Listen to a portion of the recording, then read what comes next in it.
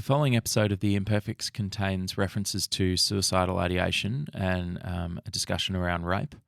If this is something you don't feel like you can engage with at the moment, then perhaps skip this episode for now. But when you feel ready, please come back because this is a really wonderful conversation.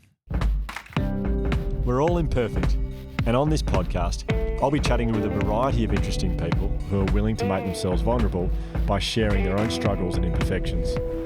And when my dad said, "You're my baby girl, I love you, you've always been part of this family," the minute he said, "You're adopted," I stopped tuning into anything he was saying and I just started tuning into my stories in my own head. Oh, okay, so my own mother didn't want me. Oh, I've been abandoned. I've been rejected. I'm worthless. I'm undeserving of love. I know if I become a world champion, everyone will love me. So I have to become a world champion at something, and that's the only way that I can prove to this world that I'm worthy of love. I'm Hugh Van Kylenberg from the Resilience Project. And I'm Ryan Shelton from My Mum. And I'm Josh from Hugh's mum. And this is The Imperfects. Well, if you'd scheduled a day at the beach, Lee, today, you're in luck. Or a walk down the lane. Yeah. No. Yeah, walk down the lane or strange thing to schedule. See my calendar. I've got to do it. We can't find a lane for you, but there is a few streets and roads. I've promised myself a lane. Nothing else will do. Lane Beachley. Yeah. She's a legend. Yeah. She's a great surfer. And the best surfer. I think she's better than that. She's a great surfer. As if you would know.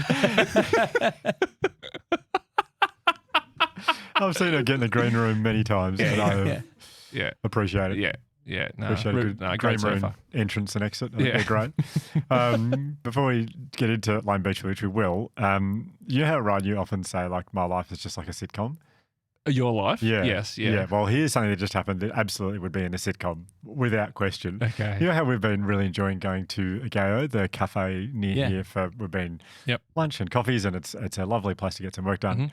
Ethiopian cafe, and the guy, Daniel, the owner, he's just I don't know if you I just really like him. yeah, a lot. lovely man. man. I was there a couple of days ago, and I just bought the T-shirt to the cafe because I just wanted to. yeah? I was like, Oh, I just great. wanted to. I don't know. It was just like as I was leaving, I was like, I like this man, so I'm going to buy one of his T-shirts. great. And then today I walked in there and I sat down, and this won't surprise you guys, but I had lost my laptop bag, just the bag that I kept Okay. the laptop in. Yep. Anyway, I sit down today in Agayo, and Daniel comes over and he goes, "Oh, I've got an early Christmas present for you." I went, "Oh, okay." And he walks over with the laptop case. Oh, And that you lost. I was like, "Oh, no," but I didn't recognize it as mine, and I didn't know I'd lost it. And I went, "Are you serious?" I thought he'd got me a laptop for Christmas. A laptop. I thought he was Not giving me just a the laptop bag. for Christmas. And so your gratitude was through the roof. No, I was like, I can't. I absolutely accept cannot it. take this. And he goes, "Oh, yeah, it's yours." And I went, No, absolutely not. Like, that is ridiculous. And he goes, No, you have to. And I went, I'm not taking it. I'm not taking this. And he goes, "Oh, okay. What should I do with it?" And I went, "I don't know, but that is way too much." It was so obviously my laptop case, but I just wasn't thinking. I was just So not. hang on, he's given you your laptop case I that left you my laptop. left there, Yeah, I left it there the other day. and your assumption was he's bought me a laptop. Yeah. You are so strange. With all due respect. I mean, we're all a bit strange, but that's so fascinating. It was a new laptop case, in my defense. I didn't, when I saw it, I was like, I didn't go, "Oh, that's my laptop case." I just Yeah. went, How long had you had it for? I want to say new, it's like probably a year, but like, A year? You had that every day for a year. Okay, and extra then when it was detail. handed back to you, you were like, don't recognise that. okay, extra detail. It's actually not mine, it's Penny's. I took Penny's. Okay. Ah. So Penny had it for a year. Yeah. I've seen it around the house. It's, yeah. Yeah, okay. I don't really know what to make of this. Well, maybe it wouldn't make the sitcom because I think it's been too confusing. Well, I think what it needs for the sitcom is it needs a little The end. bow tied on it. Like, how does it end? Like, what happened when you realised that it was... Okay. I tried to explain to him my mistake, and that made him so much more confused. Yeah, great. So it just ended. I said, "Oh, I think I know what's happened here. That's actually my laptop case." And he goes, "Yeah, I'm giving it back to you." So less of a funny end. What a and- both. I actually think that's mine. Oh, okay, cool. Yeah, I know. I gave it to you Yeah. back because it's yours. Thank- Bom, bom, bom. One of the lesser watched Curb Your Enthusiasm episodes. Anyway, Lane Beachley. Yeah, the perfect introduction to Lane Beachley. I tell you what I loved about this one was that I think for me, I'd always just seen Lane Beachley as just the most accomplished surfer of all time and just kind of assumed that surfers are the most relaxed and chilled out, and I always thought like collegial and just like they're all mates, they're all friends, and if I win, that's great, but if you win, I'm also stoked for you because we're surfers and we're just stoked all the time. And so to hear that she was anything but that and that she owns that and I think she says I was a bitch, I found that fascinating, but also the work she's done since to kind of rectify that, I think is just so amazing and so admirable. Yeah. Well, Day at the Beachley starts now. I fall in all you do. So this is, were you about to talk? You were. It's okay. Okay. No, it was just really just a public service announcement. Go for it. Yeah, just for anyone who's tuned in, not wanting to hear from a legend, this is not going to be a good episode. You're not going to like this episode. Yeah. Yeah. Throw your headphones in the bin. Yeah, do not listen to this if legends is not what you like. Well, then they wouldn't listen to the show because we've got 3 around the table already. Oh, Lane. that's kind. But let's delve into that a bit more. That's interesting. What an How much interesting of a legend you are. When I think of, and this is the way my brain works and has interacted with sport over my lifetime, when I think of icons in Australian sport, I think of Don Bradman, I think Dawn Fraser, I think Kathy Freeman, I think Andrew Gaze. But you don't think Lane Beachley. I know. I was going to say, please say Lane Beachley. No, he doesn't. This is a weird intro. I think of all those people, and then about 3 rungs below that, Mick Fanning. I hadn't finished it. Absolutely on that list. I think of Lane Beachley, our guest thank you. today, who is a 7-time world champion. Did it 6 times in a row. Yeah. Only person ever to do Yeah, that? the only surfer in the world. Whoa. Yeah, only King Kelly won 5 in a row. Oh. Yeah. He went on to win 11. Yeah. Show off. But I got 6 in a row. 6 in a row is wild. Yeah, I know. It's insane. Double three-peat. Yes, incredible. correct. And I reflect on that period. I go, oh, how did I do that? And I know there was a lot of pain, Wow. and a lot of suffering, and a lot of Really? struggle. And yeah, we may dig in that today, but it wasn't the way I went about it was not a sustainable way. So I won 7, I won 6 in a row, but I won 5 in fear and 2 in love. And we can break that down later. Geez. Yes. Oh, that'd be great to get I mean, it's very tempting to jump into it right now, Sure. but can I this is just a question which really, I'm fascinated with the analogies you can draw from certain sports into life. What do you learn from surfing that helps you with life, or how is surfing similar to life? Surrender. It's the greatest equalizer. The ocean. It doesn't discriminate. It's the people in it that do. And the ocean is a very powerful force that you can't control. So it's a perfect sport for control freaks because you have to learn to surrender. Wow. You can't go out there and dominate the forces and every time you're pushing against something, it's, as you know, what you resist persists. If you continue to resist what's coming for you or what's coming at you and you don't have the energy to match the energy, then you're just going to get mowed down, no matter how small or big the waves are. I guess with so many sports, it's about control. Yeah, Controlling as many elements as you can, but the biggest element almost is uncontrollable. The biggest element is uncontrollable. Yeah. It's one of those really challenging sports that you can never really master because you're up against the elements all the time and you have to adapt to the changing elements which change every minute. Could be the wind, could be the tide, could be the swell, could be the currents. Everything's changing all the time. So you really have to learn to adapt to change. Yeah, there really aren't that many sports like that, like especially individual sports where Maybe sailing. Oh yeah, true. There's probably heaps actually. Well, there's 2. Okay, yeah, that's an enormous amount.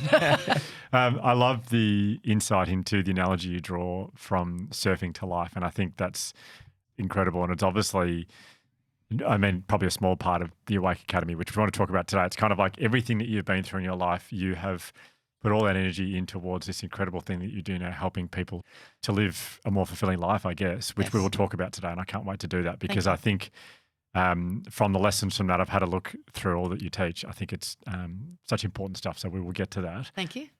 But I'd love to go through your life, I suppose, to what got you to the point where you're in this incredible position to help other people now. So, I mean, your childhood was, well, how do I describe it?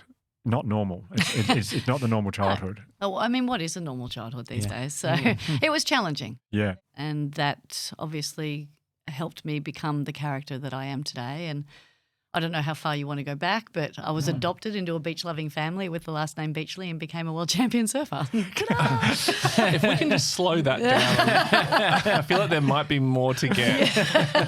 I was adopted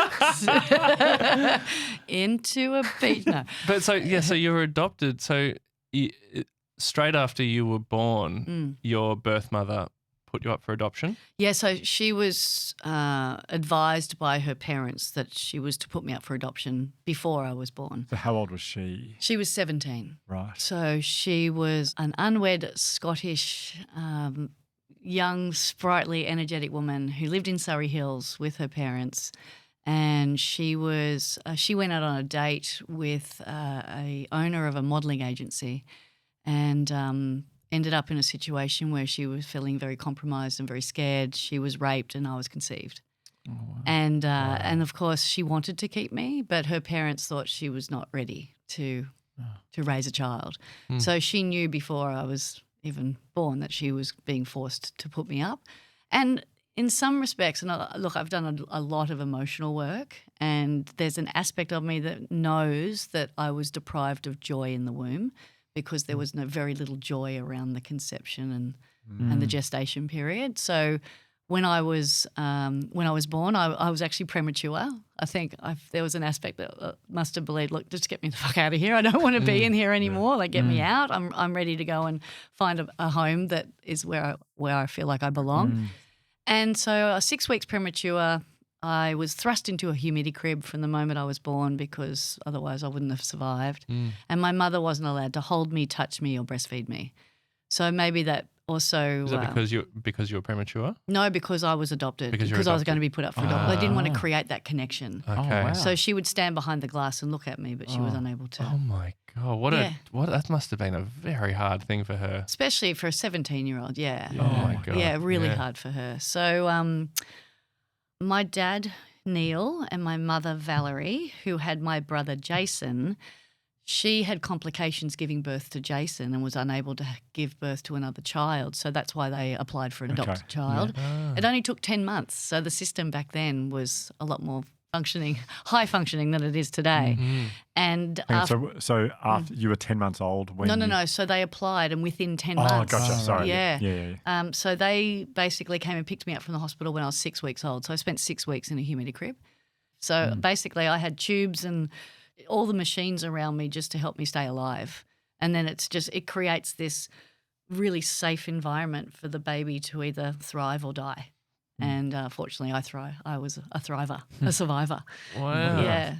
So I'm very fortunate that technology was around when I was born. So I spent 6 weeks in there, and then I was adopted by the Beachley family and taken home to Manly, and grew up with my mother Valerie, my father Neil, and my older brother Jason, and found my happy place. And then my brother is a surfer. My dad was a surfer. He's been part of the surf lifesaving movement his whole life. And any girl who grows up with a older brother wants to be doing what he does. I just do it a whole lot better than he does. And, have you ever told him that? Yeah. I don't need to tell him. Yeah, it became apparent. Yeah. I'm the only one in the family with a trophy room. Yeah. Just hands up around the table. Who's won 6 world championships in a row? Because Jason, you haven't. No. Catherine, my other sister. No, you haven't. And so I started skateboarding when I was 3, surfing when I was 4. I actually started on the Manly ferry side, the harbour side, waiting for the ferries to come in and out. We all hone our craft somewhere, don't we? Yeah. Like that would create the waves. That would create the wave. Oh, yeah. wow. And so I just practiced my balance. And then by the time I was 5, I was on the Pacific Ocean side, the beach side, surfing with all the boys out at Manly in front of in the flags, Hang on, so dominating the flags. So you're 4 years old. Yeah. I've got a 4-year-old at home. I like when we go to the beach, I'm like, whoa, don't wait till I'm there. You were So actually in there. You're one of those helicopter parents. And we have a control freak because surfing is your game, Hugh. Give it a go, mate. Maybe go out there with him. So you're fine to go and surf the waves made by the ferries in the harbour, but do not go anywhere else. That's the one safe spot. That's a safety zone, yeah. Yeah, so then by the time I'm 5, I'm out the back. And Dad was always on the surf club deck, with a beer and a sausage sandwich, making sure I was out there. And the rest is history. Did you know that you were adopted? Was it? No. When I was 5, I'm surfing. When I was 6, I was 7 actually. Valerie went into hospital for cosmetic surgery. My mother went into hospital and it was late in 1979, late in the year. And due to, I'd say, probably low staffing levels at that time, and she had undetected high blood pressure. She went in to get a nip and tuck in her stomach because they had complications in the C-section when they gave birth to Jason. We lost her on the operating table. She died of a brain hemorrhage, of all things, on the operating table. Can you remember that? I just remember Dad coming home telling, his eyes were puffy and red and saying, your mother's gone. And I was like, oh. And I remember feeling so, of course, distressed and sad and overwhelmed. And I remember putting my head in my pillow and bawling my eyes out. And then I thought about, I became aware, and maybe I've kind of condensed this series of events because that's what we do as kids. I remember feeling just so distressed and not enjoying that feeling. And I grew up in a tough love environment. So it was okay to make mistakes, but it just wasn't okay to be hurt or feel anything other than happy to a degree. To sort of express your low emotions. Yeah, exactly. I wish the movie Inside Out was a childhood film when I was a kid. And so I just thought, I've got to get out of this environment. So I jumped on my skateboard and I ran to the top of the hill and I just kept running down it on my skatey as fast as I possibly could just to break that sadness and break that feeling. And I remember having nightmares and breakdowns and, feeling really sad and lost a lot. But then that was exacerbated about over 12 months later when the kids started asking questions around the street why I looked so different to the rest of my family. Because my brother's quite tall, my dad's tall, they've both got pasty white skin and I'm olive, they've got brown hair and I used to have bright blonde hair, now it's bright grey. And so when kids start asking questions, and you know how brutal kids are, I started asking questions of myself. And so that's when Dad decided to have the chat. Wow. And he sat me down on our big couch and said, you're my baby girl. You've always belonged to this family. We love you like our own, but you're not a blood relation. And that shattered my sense of self. How long after your mum passed away? About a year. About a year after that? Yeah. Wow, that's a big year. It was a big year. Yeah, it was a lot. It was basically business as usual, get on with it. And that was the times, I think. That was the way that we all dealt with things, which was actually not dealing. Suppressing, burying, moving on. But very common at the time. Very common at the time, yeah. In that moment, you said it floored you and shattered you, but what did it do to your sense of feeling loved and... Well, yeah, the story that I subscribe to, because we know now, I know now how our brainwaves change. In those first 5 years, we're narcissists, right? Everything's happening and we're just absorbing it all. And then our brainwaves shift and we now have the capacity to judge, to analyse, to criticise, to wrap stories around things, to establish that meaning and start building that sense of self. And when my dad said, you're my baby girl, I love you, you've always been part of this family, the minute he said you're adopted, I stopped tuning into anything he was saying and I just started tuning into my stories in my own head. Oh, okay, so my own mother didn't want me. Oh, I've been abandoned. I've been rejected. I'm worthless. I'm undeserving of love. I know if I become a world champion, everyone will love me. So I have to become a world champion at something, and that's the only way that I can prove to this world that I'm worthy of love. You thought as an 8-year-old. It's a little auspicious, isn't it? You thought you want to be a world champion at something? Yeah. How quick was it? Wow. That was quick the way you did it then, but how quick do you think that was?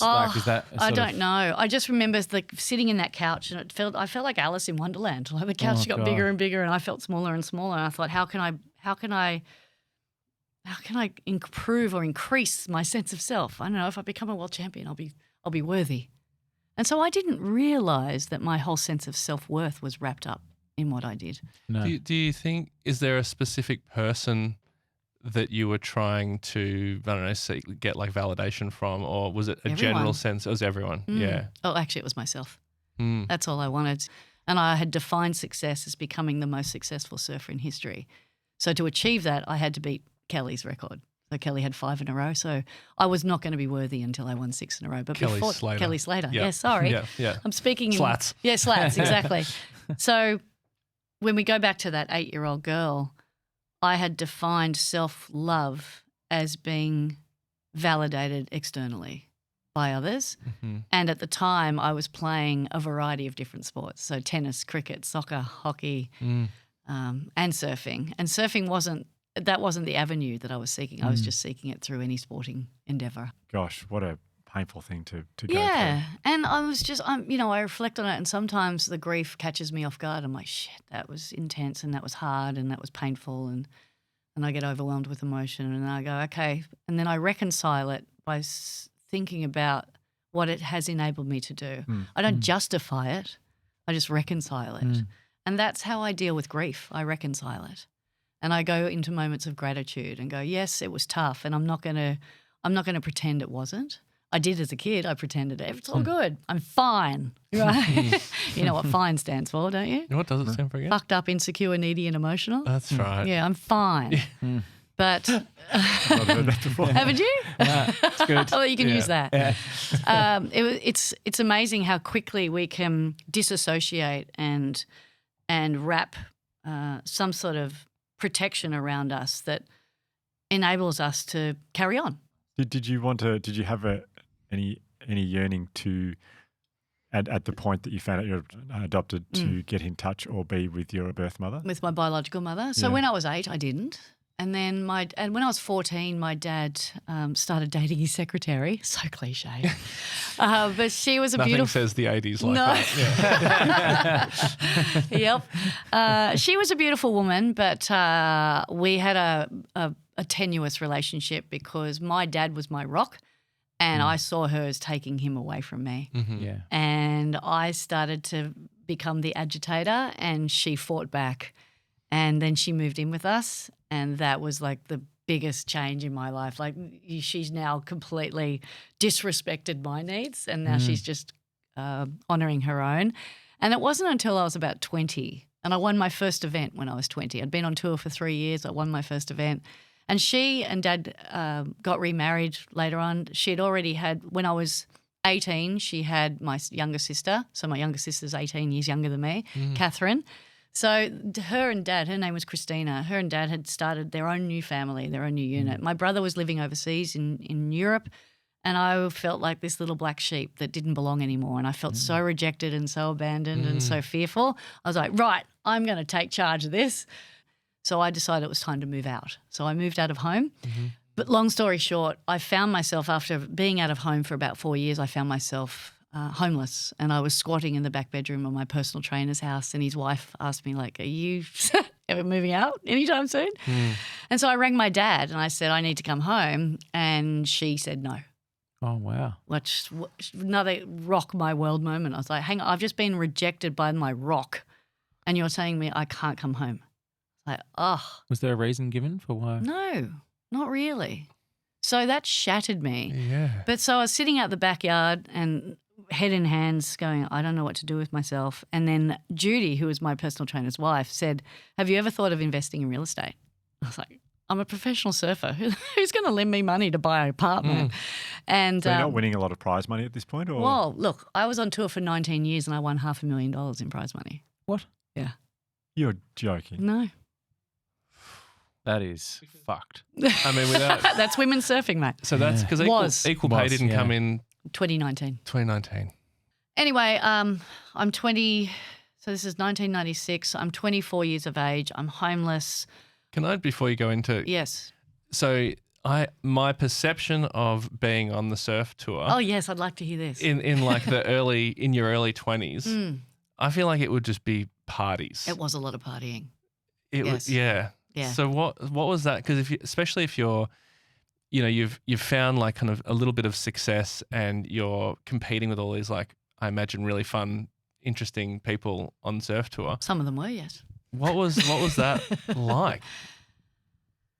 Rambunctious at times. I mean, it was sometimes soul destroying. There was moments where I felt like I belonged, and there was moments where I felt like I didn't. At the time, and the reason I say that is I belonged when I was losing and I didn't when I was winning. Because Really? women's surfing had a real scarcity mentality. We dragged each other down, we beat each other up. But when I was losing, I felt like I was back in with the cool kids again. Oh, Yeah, and look, So from your career, you weren't one of the cool kids very much at all. well, look, I competed in over 450 events and I won 29 of them. Okay. So there was a lot of cool kidding going on. wow. That's amazing. Yeah, I know. It's But how does that work if you're winning so many world championships? I was consistent. Whoa. When I was mentally consistent, I was physically consistent. Okay. But there was many years, so the first 7 years of my professional tour life, I was super inconsistent, and that was because I refer to myself as a classic victim. It was everyone else's fault for my misgivings. It was everyone else's fault for my losses and my disappointments. It was the judges. It was my peers. It was the conditions. It was my board. It was my wax. It was everyone else's fault. And then I realised the common denominator to all my suffering was me. And the 6 inches between my ears was very inconsistent.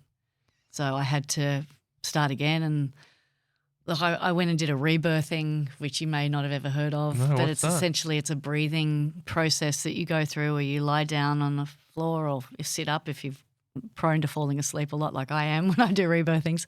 And I do them regularly. And this was the first one's usually the most eye-opening and I would say emotionally draining. I basically found a facilitator. You have to trust your facilitator because you're in a pretty vulnerable place when you're liberating years of stored emotional pain that you're not okay with.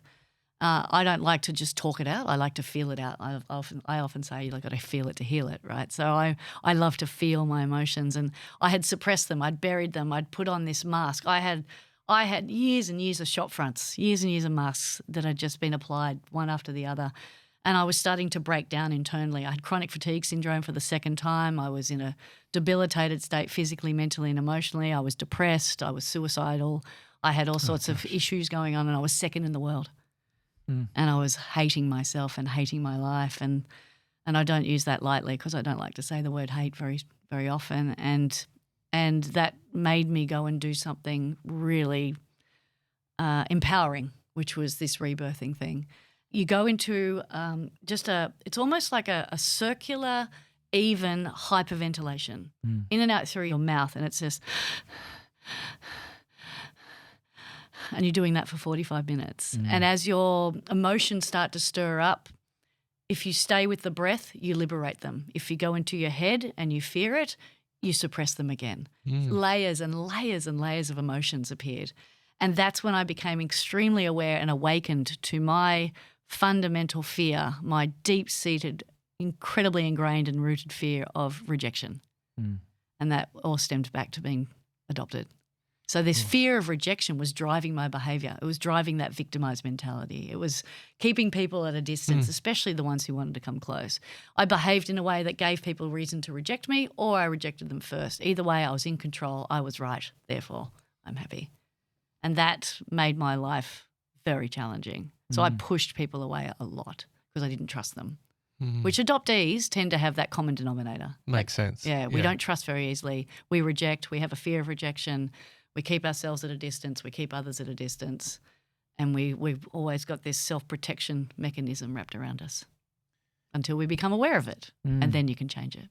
How old were you when that happened? So I was 25. That was the year prior to winning my first world title. Whoa. So it was a lot to process in 18 months. You know, that all started in probably around 1996 was when I started to notice the symptoms again.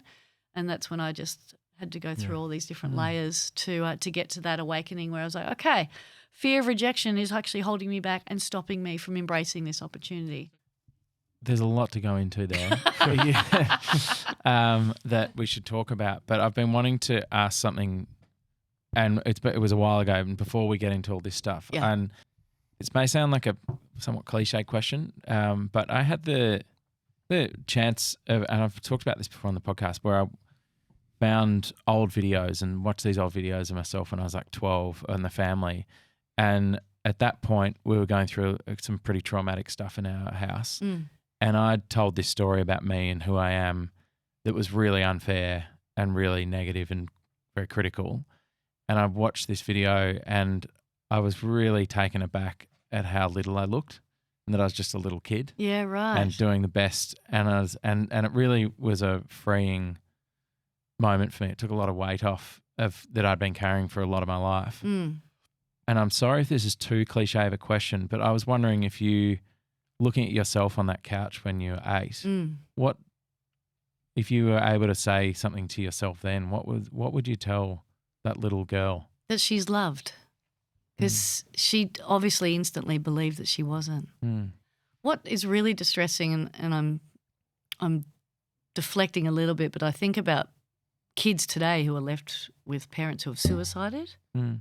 and I just go, how are these kids going to survive? But you know what we do? Mm. That's the resilience of children, Mm. and I think we all want what's best for our kids, and we want to wrap them up and protect them and nurture them, but we all have had our fair share of shit and challenges and trauma, and we've turned out the best that we can. So I'm not grateful for it, but I feel for that little 8-year-old, and I often have to go back to her and go, you're okay. You're safe. You're loved.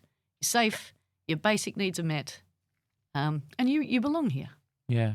Can you feel that now that you're loved? Yeah. I know you said you've done like a lot of work, Yeah. and is that, how recently has that happened in your life where you can truly believe that? Look, after I won my 6th consecutive world title, one of my friends said, "Are you enough yet?" One more. Yeah, I did say that, yes. But then my body broke down. I had to take a couple of years out. But then I came back for one more. But it's still an evolution. It's still, I still have days where I fall out of love with myself. But I think it's also the nature of getting older. We become more self-accepting and more open and more nurturing and more self-aware. So I now am more aware of the love that I have for myself than I have ever been. And also that's part of, reaching my 50s and just as we get older, the decades that you go through. I think in my 30s, when I turned 30, I was like, I know nothing. I thought I knew it all because I'm a 20-year-old. I know everything. Yeah. And I hit my 30s and went, I know nothing. And then I hit my 40s and went, this is a good decade. I've still got the energy and the vitality and the strength to do all the things that I love to do. Then I hit menopause in my mid-40s. I've been in that for about 8 years now. And that's really taught me the nature of self-acceptance and self-love because everything changes. Yeah. It's a whole new ocean. It's a whole new ocean to navigate. Yeah, it's a whole new world. So the only thing that pulls me out of that self-acceptance and self-love state is my reflection in a mirror at night. And I know that's my trigger. So I don't look at myself in a mirror at night. Really? Yeah. So what happens then when you do I pull that? strips off myself. I tear myself apart. I highlight all the flaws and the weaknesses and Oh, really? the bits where I'm getting soft or have lost tone or like I just start pulling it apart. I'm like, my body doesn't deserve that. It's amazing what it's enabled me to do. Yeah. So love it, protect it, nurture it. And our bodies and our minds are a reflection of what we consume and how we treat them. So I just have to be more self-loving and self-caring. Is there also an acceptance of, I could be getting this wrong, but I find the older I get, like in the stuff that I'm dealing with, that it's not just sort of getting past that, but also going, it's okay to, with what you've experienced in your life, that's okay to feel like that sometimes. 100%. I think it's okay to feel how you feel. What's not okay is if you stay stuck there for too long, especially if it's a really deep sadness or depression or something that you know is negatively impacting your basic way of functioning. If that's interfering with your capacity to be a human being and to be just, I don't know, present, then that's something that you need to address. And like as I mentioned earlier, I grew up in that tough love environment. That resulted in me being a silent sufferer. I suffer in silence because when I hurt myself, my dad would be like, harden up, get on with it. I almost broke my neck surfing when I was 9. I hit the sandbank and I came in. I said, Dad, I've hit my head on the sand. I think I've broken my neck. He's like, lie down, rest, you'll be all right. So I never honoured the pain. Yeah. And that prolonged the pain because I buried it. And the same thing happened to my body when I was competing. Every time my body broke down, I saw that as something I had to get over and get past. It was just another challenge I had to overcome. So I had a wave that was ceiling height land on the back of my neck at Chopu, herniated a disc, my left arm went numb, and I competed with that for the next 5 years. I had atrophy. I've still got atrophy. I've still got tingling sensations. I've still got neural degeneration. And I literally won the contest, went in, celebrated it, and then literally surfed in immense amount of pain and discomfort for the next 5 years, to the point where there was times when I woke up paralyzed. Like there was a blunt, hot butter knife being wedged and twisted slowly between my shoulder blades. Whoa. And I couldn't turn my head. I went to Alaska on a surf trip in 2005, so this is 5 years after the injury, and 2004 maybe, 2005, one of those years. I had to put, because the wetsuits are so thick and cumbersome, I had to put a foam wedge in my wetsuit under my chest to help me keep my head up. Oh my Like, God. I was that flat in denial of So you weren't getting the like severity of the injury. you weren't getting treatment. Yeah, or- I was getting treatment just to manage it, not to actually address it. So you weren't going to a doctor and saying like, this is a real problem. I need to. God, no. Were you worried That's a that- sign of weakness. Yeah, right. And potentially it would mean that you couldn't compete. Yeah, maybe. Mm. Yeah. You mentioned before the looking in the mirror as a Trigger. trigger, for falling out of love with yourself. Mm. Has physical appearance, body image, self-image, has that always been a trigger for you, or is that a developing thing? That developed when I turned about 19. When I was a teenager, I had zero body fat and zero body image. I was a very hyperactive teenager that could eat anything, and I was always outside playing, so I knew nothing about diet. My dad was the cook, so I'd go into the kitchen, he'd be like, out of the kitchen. So when I went on tour, I destroyed my health because I had no idea how to cook or prepare anything for myself. And then I met a guy who I fell in love with, my first love. His name was Jeff, and I went on the pill, and my body just went, and I was like, what the just happened? What's happened to my body? And I got boobs and I got cellulite, and I was like, oh my God, I don't know how to I don't know how to deal with any of this. And it's not like I'd ask my dad, hey, Dad, what's going on here? Yeah, you didn't have a good track record for opening up. Yeah. Not really, Yeah. yeah. Especially when I got my period for the first time. Well, never mind. So, I had to sort a lot of things out for myself. Yeah. Fortunately, I'm very street smart. So my body changed, and so therefore my relationship changed with it. And then, as we all know, what we focus on expands, right? So I was constantly focusing on fat, cellulite, boobs, all the stuff that I don't really like. And the aspects of ourselves that we don't like, we tend to focus on and tend to pull it apart and wonder, why am I like, that sucks. I hate that part of myself. And all we're doing is projecting all of that fear and hatred and lack of compassion onto ourselves, but also we're focusing on it. So it's expanding it.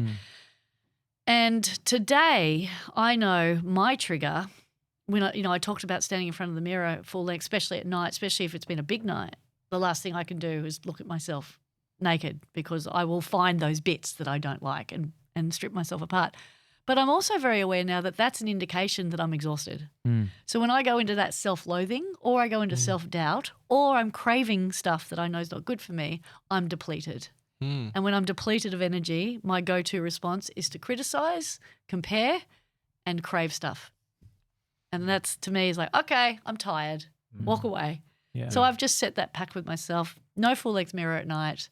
And then be aware of what's the dialogue, what's the narrative, what's the story I'm telling myself. I wish I'd learned that in my 20s, because women, or maybe I'm projecting to just my generation, we're looking for how we fit in and how we belong, especially in our in our teenage years. They're kind of awkward, but in our 20s. And the mainstream media and marketing and advertising are constantly reassuring us about where we're falling short. If you're not successful until you wear this brand, or you're not healthy and happy enough until you can look like that person. And so the constant comparison and analysis feeds inadequacy. And I was super inadequate, and I was going to extreme lengths to get my body back to the teenager, but that was never going to happen. And when we're yearning and striving for something, we are in pain and suffering, and it prolongs the pain and suffering. And I was yearning for my teenage body. I just wanted it back. So I went to the most extreme lengths you could possibly ever go to, thinking that I'd explored all our other avenues, and I went and got liposuction. How old were you? 23. Whoa. My body still hadn't completed forming itself. I mean, it was the dumbest thing I've ever done. Oh, jeez. And I didn't tell my dad because his wife died from cosmetic surgery. The last thing I'm going to do is tell my dad, I'm going to go and get cosmetic surgery. So even with that knowledge in the back of your head, you're like Didn't even consider it. yeah. Having that keyhole look in my legs was way more important to me than potentially ending my life. Like, I was so focused on Wow. just getting that beach babe body. Jeez. I mean, the pressure to look a certain way, it just must have been so intense. Like, to go to those lengths, you obviously, well, it seems like at least that you're really, really hard on yourself. I was wondering if I could ask you about your relationship with success, because like people in your position want to be the best, and it feels like if I'm the best, then I'm enough, and that's like a very common thing. But at what point because clearly now your relationship with success is, I'm assuming, very different than it was. What changed, and when did that change? Great question. So I mentioned earlier how I'm a 7 times world champion, 5 in fear, 2 in love. The love-based world titles were number 1 and 7. So right after that rebirthing, the change happened. I fell in love with a guy in Hawaii called Ken Bradshaw. Looks a lot like Buzz Lightyear, by the way. Yep. I married Woody, but because he's the more sensible one. But Buzz, Ken, was he was a big wave surfer, larger than life character, lover of surfing, and he was a great shaper, and so he taught me the importance of focusing on the little things to achieve the big things, such as I spent too much time on my heels. So he would say, pretend I've put a razor blade slit in your heels, and you need to walk around the house all the time on your toes to make sure that those heels don't touch the ground. So he incorporated all these processes into my approach to surfing and competition. And I understood now that the importance of process is what improves your performance. And by doing so, when I won my first world title, I actually didn't know that I'd won it because I was so in love with the process. I was in love with being a better surfer, a better competitor, knowing more about my nutrition, my mental state, my physical state, prioritizing sleep, like doing all the little things right. And then when I achieved the goal, now all of a sudden I'm placing this unrelenting expectation on my shoulders to do it again, and to be deserving of it, I have to be twice as good as what I was. So now I've gone from process-driven to outcome-driven. Now that I'm outcome-driven, everything that I do defines me. Every result defines me. And therefore, if I'm winning, I'm winning. And if I'm losing, I'm a loser. And there was nothing in between. So I was on this emotional roller coaster all the time. I'm up, I'm down, I'm up, I'm down. When I was process-driven, it was more like speed bumps. And when I wasn't winning, I was learning. I'm winning, I'm learning. I'm winning, I'm learning. Versus I'm winning and I'm a loser. And I'm winning, I'm a loser.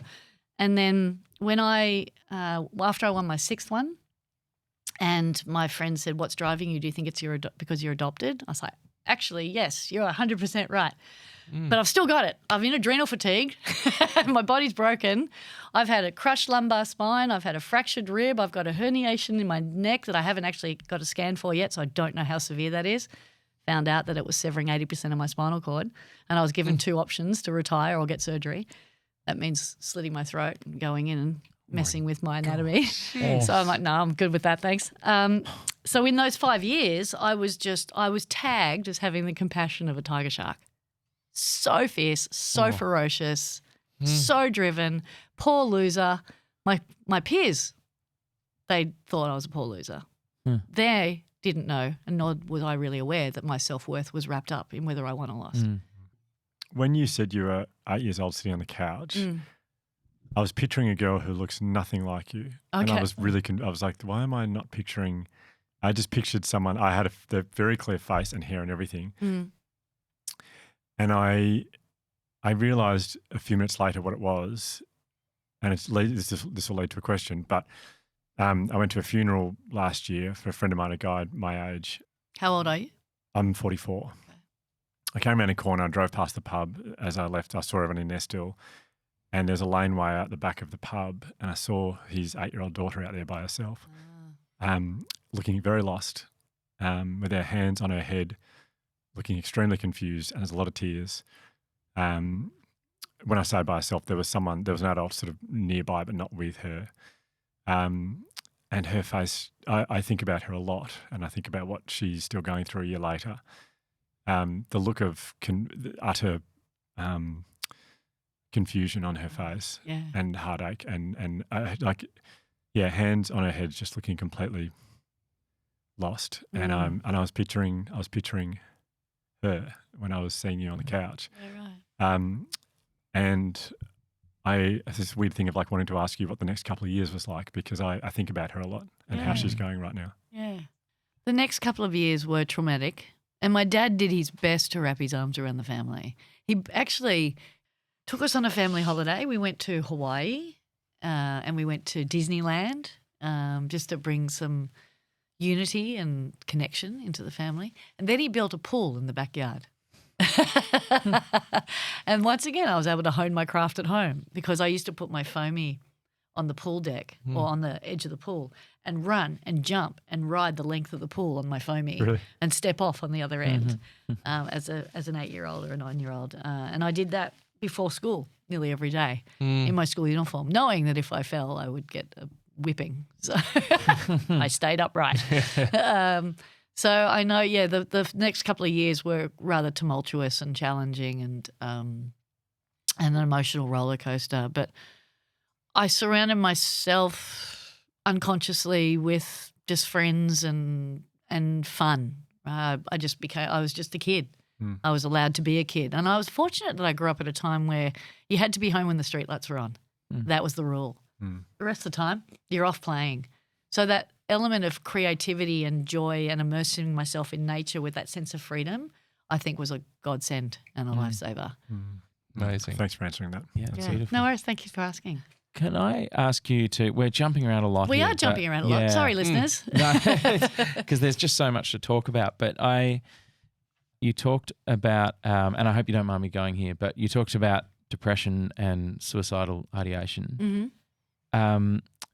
And it seemed to be when you were winning world titles that this was happening was all around actually that time. No, well, the depression, and I know I'm still susceptible to it, but Yeah. the depression actually occurred in the lead up to the world title. So in those first 7 years, that's when I was really intense and victimized and really harsh and projecting and rejecting a lot. Yeah. And after I won my first event in 1993, I was diagnosed with chronic fatigue syndrome.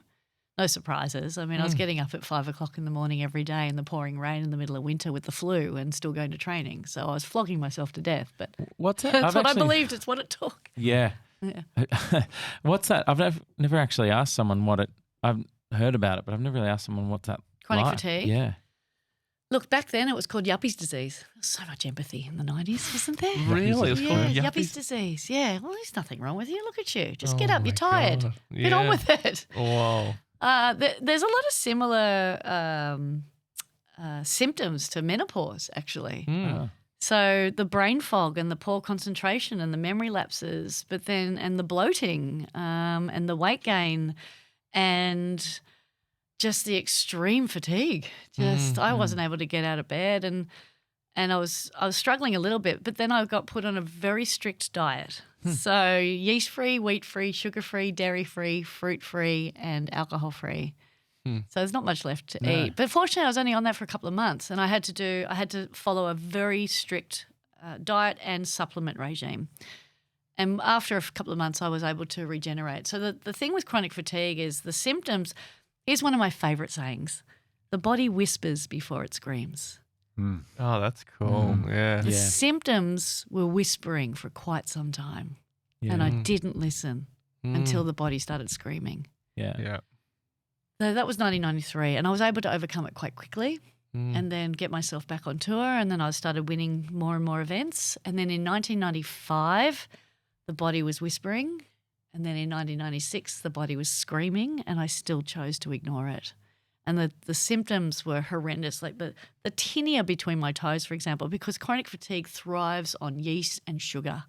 So when I was craving all of this shit that I know is not good for me, there was an indication that something's going wrong here. And the symptoms were just exposing themselves in the most uncomfortable of ways, but I just chose to ignore them. I was scratching my toes even in my sleep so much that all my toes were bleeding during the night because I just had so much fungus and candida and sugar in my system. And I was always bloated and I couldn't remember things, and I was seeking external validation from my peers to boost up my confidence because I was so depleted. And then I went into states of suicidality and depression, and that's what made me do something because I got scared. I got scared that I kept waking up and thinking of different ways to end my own life. And I thought, that's not who I am. That's not who I want to be. But I don't know who to turn to. And Brené Brown often talks about how there's very few people in our lives that have earned the right to share in our pain, to share in our struggles. And you've got to find those people. You've got to be discerning about who those people are. And I had a girlfriend in my life. Her name was Joanna Griggs. She was an Olympic champion, Olympic swimmer. Lovely, lovely woman. She is a lovely woman. And she had been through a very similar bout of glandular fever, bordering on chronic fatigue. And so I thought she would have compassion and understanding and maybe some wisdom about what to do. So I rang her. And she Do you know her at this point at all? I'd known her for a few years. And she picked up the phone and she said, "Hi, Lane. What took you so long?" Oh. Yeah. Wow. So you can't help people that aren't willing to help themselves. And I wasn't willing to do anything until I was willing to have the courage to pick up the phone and say, okay, I'm scared now. I need to do something. Is that a general feeling, or was there actually a moment where that you can pinpoint? The moment I can pinpoint was when I woke up probably for the 7th or 8th day in a row, thinking of different ways to end my life. And I thought, that's not who I naturally am. It was a really disconcerting period because I am a lover of life and I love to bring energy, and I couldn't actually even find the energy to want to live my life. So the easy way out was to just think about ways to end it. And there's no way I would have done that. But the fact that I was even considering it scared the shit out of me. What were the thoughts? Like, what were you telling yourself about yourself? That I was actually buying into that yuppie disease mentality. You're fat, you're lazy, get over it, get on with it. Your memory's shot, you're done, you're dusted, you're never going to win, you're never going to make it. They were right. You know, when I grew up at Manly, the boys would always say, "Get out of the water, you're a girl, you know, you're not smart enough, you're not talented enough, you're not strong enough," all of the classic stories. And so it was because I was so depleted, I kept going back into those old stories because they validated the lack of energy and the lack of love that I had for myself. And as I said, we'd rather be right than happy. So it was just easy just to fall on those old stories and go, they're right. Yeah. I'm done. There's no way I can come back from this. I'm toast. I'm so exhausted and I don't even know what's going on with me. Physically, I'm fine. Like, look at me. I'm still strong and I can still surf, sort of. I'm really inconsistent. But I'd be sitting in the lounge room watching the tennis and I'd go to the bathroom and sit down and think, what was I just watching? Who was I just watching? Just the memory lapses and just everything was just culminating in this moment where I just wake up going, I'm sick of feeling this way. Yeah. And I've actually experienced it in menopause too. Like I'm tired of being tired. I really am. And I decided finally I'm going to go and see a doctor about this now. Yeah, I've been in this for 8 years. And the minute I saw a doctor and spoke about it, I felt empowered by that because I was now taking action to address it. And that's what silent sufferers don't do. Silent sufferers suffer in silence, suppress it, bury it, stay stuck in it, and then go and throw themselves off a cliff. And that's not who I am. It's not who I want to be. So most people who do resort to suicide or start thinking about suicide are tired, are scared, and they don't want to die. Mm. And I was tired, I was scared, and I didn't want to die. So that's what gave me the confidence to pick up the phone and ask for help. What when you say you saw a doctor and took action Mm. about your menopause, what action did you take? I started by listing all of my symptoms Mm.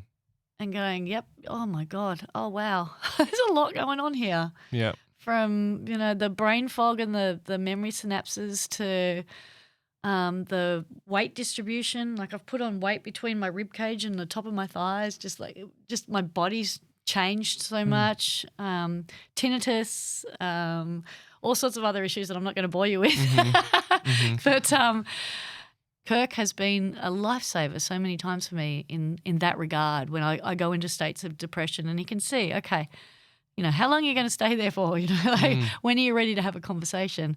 And when he says, are you okay? And I say no, his immediate response is, do you want a hug? Like that's a man that knows how to hold your space, right? So that's something that every man could learn how to do. Do you need a hug? Yeah. So with menopause, he can't solve that for me. So I have to go and see an expert. She didn't offer me a hug, but she did offer me HRT. Slightly more effective. Yeah. Well, I don't know. Yeah. I'm True. about to find out. Oh, awesome. Oh, you're about to start it. Yeah, I'm about to Oh, start wow. it. Okay. Yeah, when I get home. Wow. Yeah. You mentioned that you feared rejection so often pushed people away on the tour, would push people away. What was that like to reach out? Because it's pretty vulnerable to reach out to Joanna. Well, like I said, I was very discerning about who I would reach out to. I would never let my peers know that I was struggling. Like, don't let them know you're in pain, right? Really? Yeah. Because they would sense weakness, or they would. That was my projection. Yeah. I don't know what they would have done. It was just the scarcity mentality and that mentality of the time that no one allowed each other to support each other unless you'd created that bond and that connection with your peers. There were very few peers that I had established that bond with. And now I look back on that tour life, and there's only probably maybe a maximum of a handful of girls that I could consider friends from those years, on 19 years on tour. I destroyed a lot of friendships, and friendships that'll never be rebuilt or forgiven because of the way in which I behaved. I take ownership for that. I can't take ownership for their choice of not forgiving me, but I forgive myself because I'm now more aware of. Can I ask what kind of things that you did? Like, was it? Oh, look, remember I said I was that compassionateless tiger shark? I was so fierce. I played a lot of head games. I basically brought the competition out of the water. Right. And just attempted to get into their heads. And it's funny, we are what we judge. So I was always accusing them of trying to get into my head and unravel me. And it's exactly what I was doing to them. And I was playing those games all the time, sometimes consciously, sometimes subconsciously. But it was never my intention to hurt anyone. In fact, all I was really doing was hurting myself. So I was a bitch, but they were bitches too, right? It was just the way it was. the way it was at the time. Wow. And it was fierce and it was hard, and we were fighting for very little. Our prize purse was $30,000 between 12 of us. Gosh. Today, Steph Gilmore or Tyler Wright or Molly Picklum can win an event and walk away with $100,000 US just from one day of surfing. So it's a different game today. Yeah. But the girls still have their fair share of challenges and issues, but we just had a lot of scarcity mentality. We had an industry that didn't invest in us. We had a governing body that didn't really respect us, and we had male counterparts that didn't want us. So it made it very hard for us to find that space of belonging. I've been trying to work out the right time to ask this. I'm so interested to know about the relationship with your mum, with your birth mum now, and yes. did you reconnect and Yeah, we did. Yeah. What was that like? So in, I think in the mid-90s, because remember when I said I was kicked out of home and I wasn't allowed back, I did actually end up buying an apartment. I went down to my dad's house, and when he wasn't there, when Christina wasn't there, and I went under the house and squirreled out this little box that I'd been stashing my traveller's checks in. And I had $18,000 US in traveller's checks. So I had $36,000. So I literally had a deposit for a house, for a unit. Because back then a 2-bedroom unit was $180,000. Oh, the good old days. And I thought, all right, I'm going to buy myself a place. And that was my introduction and forte into property. And that's what became my investment strategy when I competed. So I didn't earn very much money, but I invested every ounce of it back into real estate. Oh, So, right. long story short, after that happened and I found my space and I felt centered in the world again, I thought I wonder where I come from. I wonder why I'm the way that I am.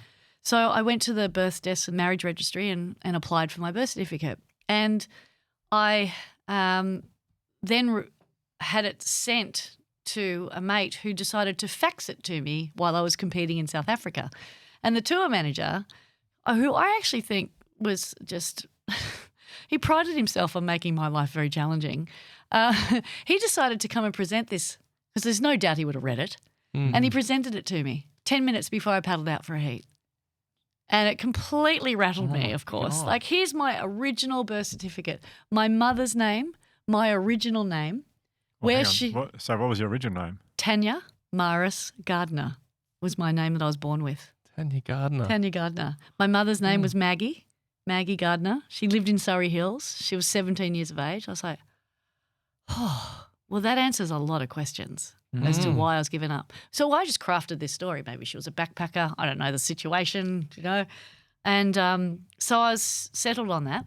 I was happy with that information.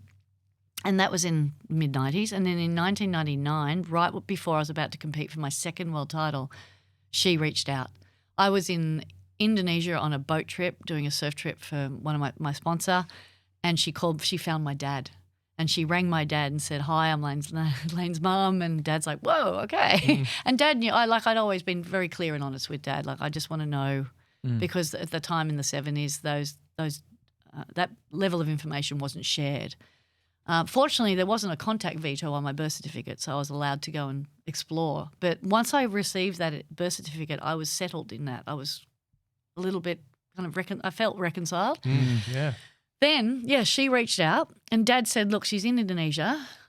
Give me your phone number and I'll let her know that you called and she'll reach out when she's ready. So I came home and Dad shared with me all this information and I went, okay, wow. All right, I'm going to wait till I'm back in Hawaii next week and I went on with Ken. So I've got that safety and that support in case who knows how it's going to go. And she didn't wait. She rang me the next day when I was at home and she wanted to hear my voice on my voicemail. And tried to make up for our 27 years of not knowing each other in the first 10 minutes of my phone call.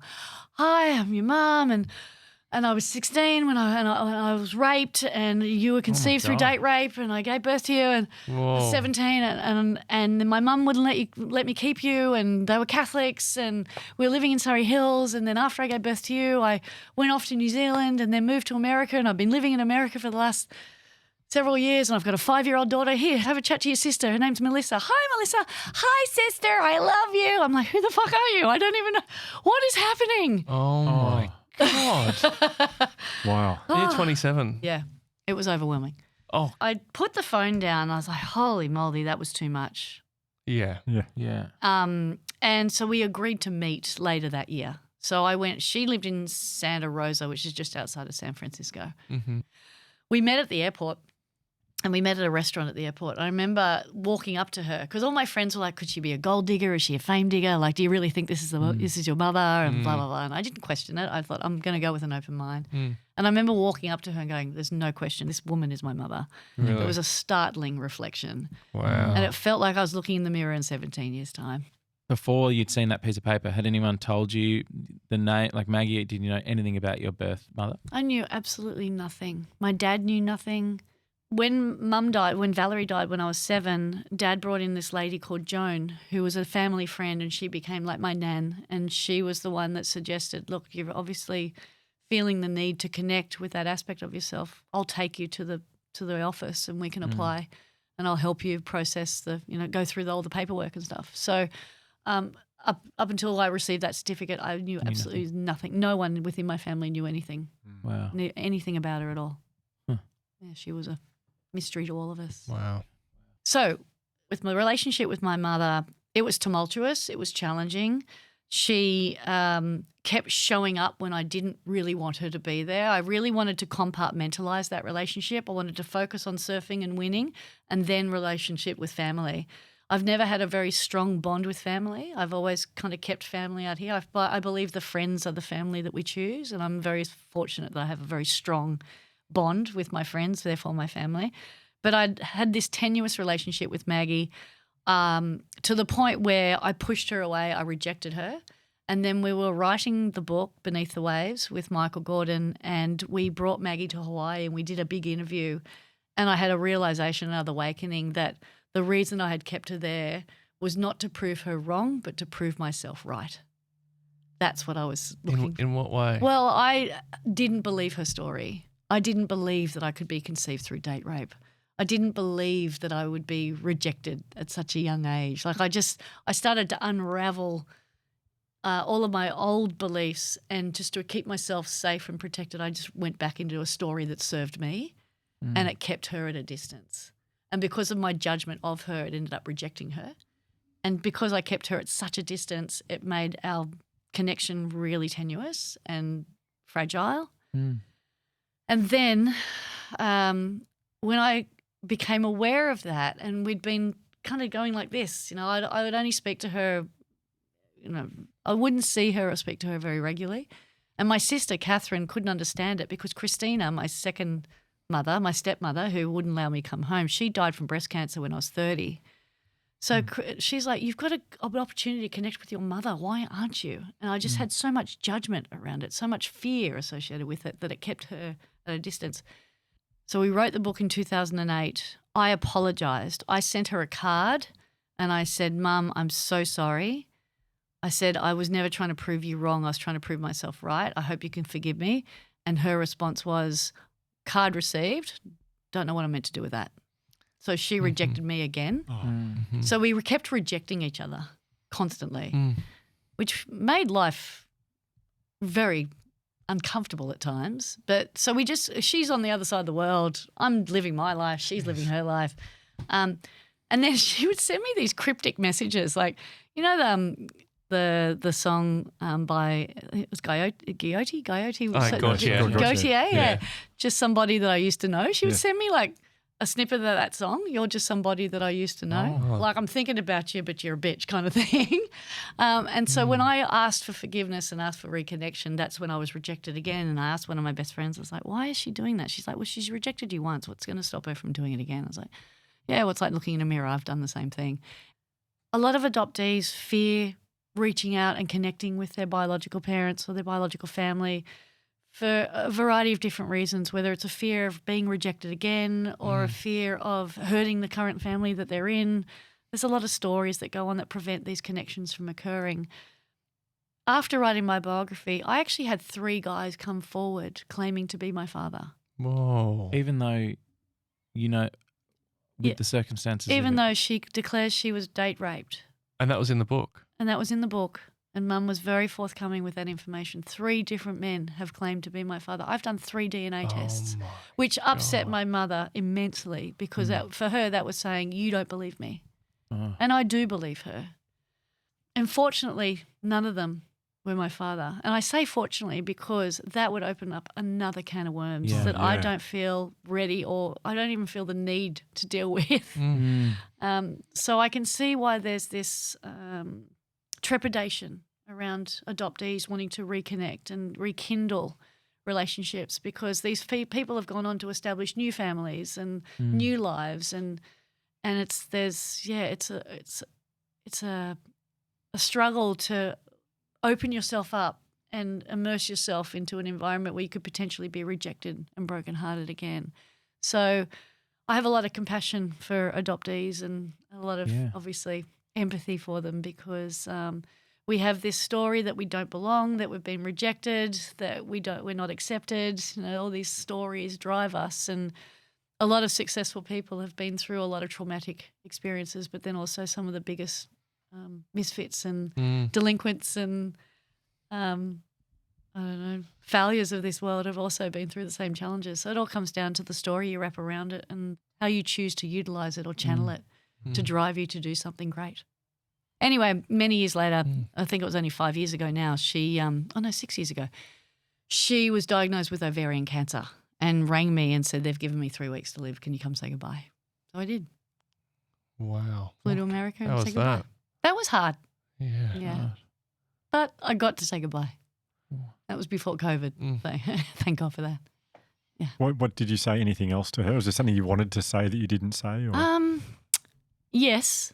There was a lot that went unsaid, that never got said. But I don't know if you've had a bedside vigil with anyone that's dying, but they have those last moments of life. And she had one of those, and I was there with Mel, my sister, and it was just the three of us. And we got to say, I love you, I forgive you, I'm sorry. And then she fell asleep. Wow. Never woke up again. Sorry, Josh. No, that's fine.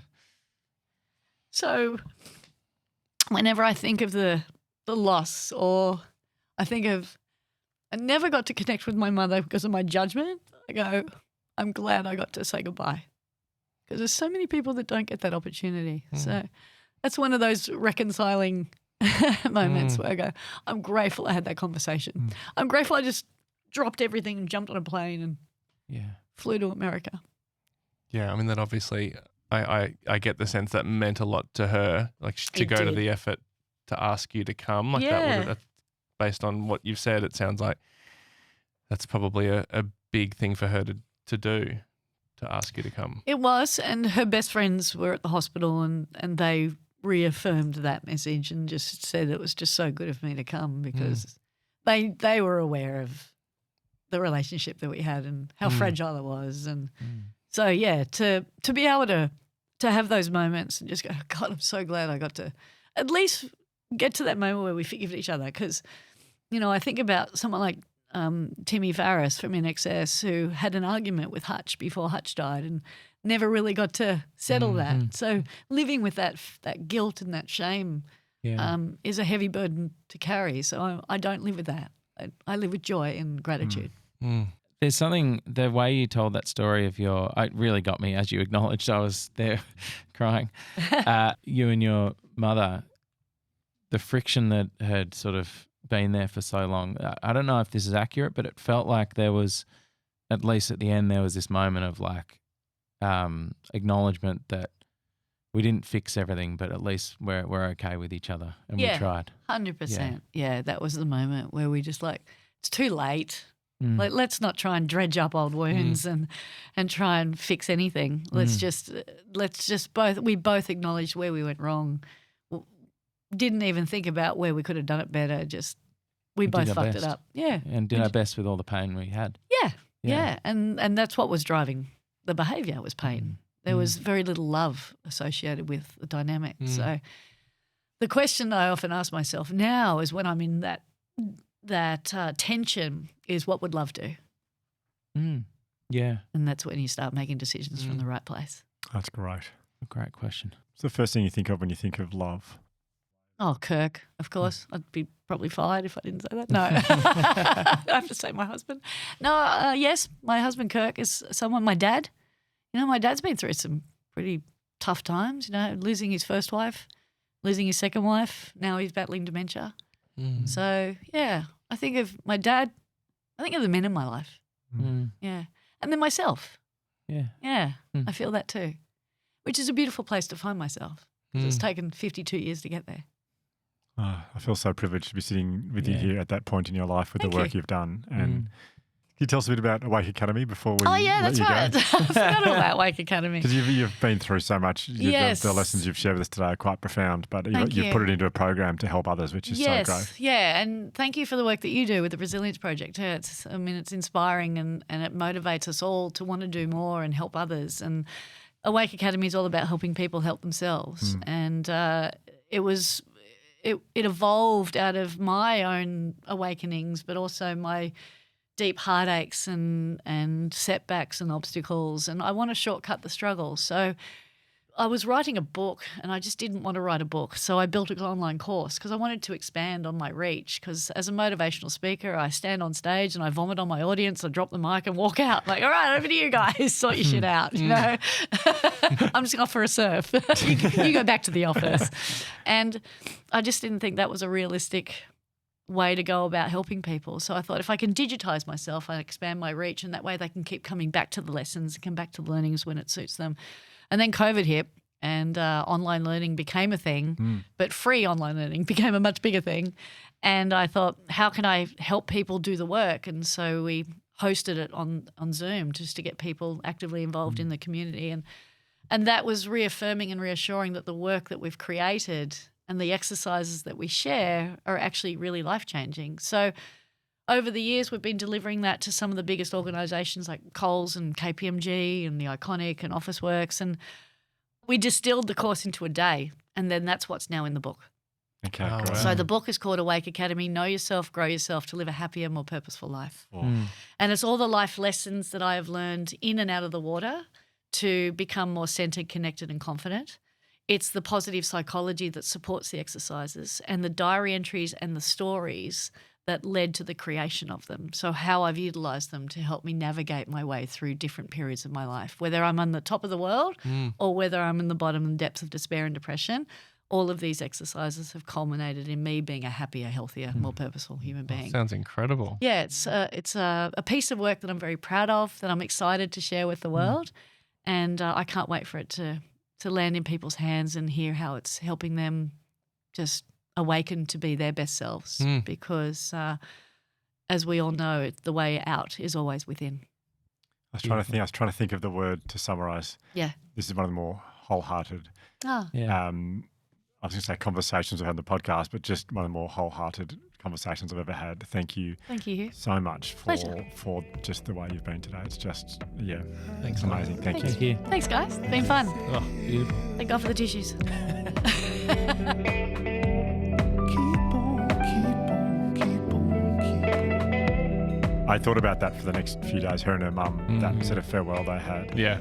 And the unspoken story behind that, but then also what it probably meant, the intention behind it from her mum. Yeah. One of the more moving moments I feel like we've had on this podcast. It was really, really incredible. And so Absolutely. generous of her to actually share that as well. Yes. Did we talk about in the episode how amazed we were that her name was Beachley? Like nominative. What is it? Nominative determinism. Yeah. Is it? Yeah. What When is you- nominative determinism? It's when your name determines your career path. Like a doctor we went to was Dr. Blood or Oh like, yes, my dad used to had a masseuse, and his name was Ron Armstrong. perfect. Yeah, but That then sounds like such Yes. a made-up name. I know, but years later, I said to Dad, "Isn't it so funny that his name's Armstrong?" He's like, "Oh, never noticed." It's like, what are you talking about? That's all I've been thinking about. For a long time. Day in, day out. Armstrong, masseuse. But the one thing I did want to talk about off the back of that chat, which I think is for anyone who finds himself potentially feeling a little bit lost with career or feeling like they've achieved a lot and then not knowing what's next and how to progress. And a lot of high achievers might feel this like they've achieved so much and now a little unsure what's coming next. I think it's particularly pertinent with people retiring out of elite sport. But Ryan, the book that you talk about a lot, that you absolutely love and you gifted to quite a few people, From Strength to Strength. Yeah, From Strength to Strength, book by Arthur C. Brooks. It talks about essentially finding happiness in the second half of your life. Yeah, there's a great quote from it. And I just, it's something that she's done because the book is all around in the second half of your life, providing help and support and wisdom and service to other people. And that's how you can derive joy from the second half of your life, whether you're transitioning out of a career or you're finding yourself a bit lost in your current one, or not just career, but just life in general. The quote that I love so much from the book was, devote the back half of your life to serving others with your wisdom. Get old sharing the things you believe are most important. Excellence is always its own reward.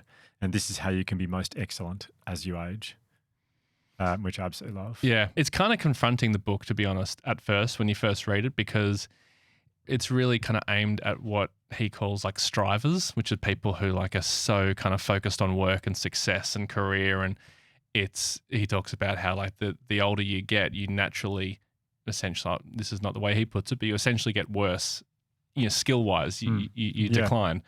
And if you continue to hold on to career and success and winning essentially as your identity, then you will naturally become unhappier because you'll become less good at the thing that is your identity. So you'll feel like you're less worthy, less valuable as a person. So he encourages you to get what he calls get on your second curve, which is a curve that never declines, which is one of like, service and giving to others. And it's hard to do, particularly if you're a striver. But if any of this is resonating with you, then it's a great book. I can't but think of my father-in-law, who I've mentioned a few times on the podcast, Professor Rob Moody, who is one of the ultimate high achievers and has done so much incredible stuff with his life, from in the public health space, not just here in Australia, but around the world. And he is 70. I think he's 70. He's about 70-ish. And Happy 70-ish birthday. oh no, he's definitely 70. He's definitely 70. Yeah. Because you've been to a 70th? I went to his 70th and I made T-shirts for us. Oh, Anyway. definitely 70, said the T-shirt. Way to rub it in. You're definitely 70. What a present. And I mean, he's still working in public health as a professor at Melbourne University and then abroad in Malawi as well. But I actually think he spends more of his life mentoring young medical students or young professionals, really, that he sees great potential in or he really likes. He spends so much time mentoring. I think he spends a lot more time mentoring than he does doing his actual job. But he won an award the other day. I can't remember, it was like the best mentor in Australia or something, or because he's just always bloody doing it. But when I ask him about his day, I want to ask him what he's been up to, the joy he gets from telling me about the people he's mentored and the success they're having.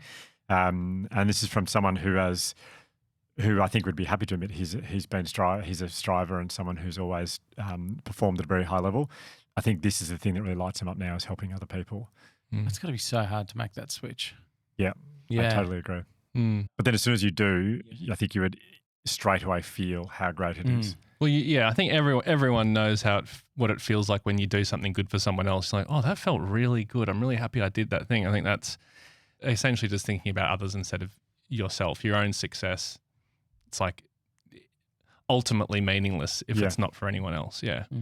Well, interestingly, on Layne and her giving back, I know she sort of portrayed herself in this episode as someone who was very sort of isolated and within the surfing world. But from my understanding of it, and people I've talked to who know a lot more than me, there's no one in the world of women's surfing who's done more than Layne Beachley for other female surfers around the world for the women's tour in her work with Steph Gilmore and other people. But she apparently really led the push for equal pay, which has now led to, I was speaking to a mate of mine, Scott, who's a big surfing fan, who says, like, this is the perfect example. They got equal pay in, I think, 2019.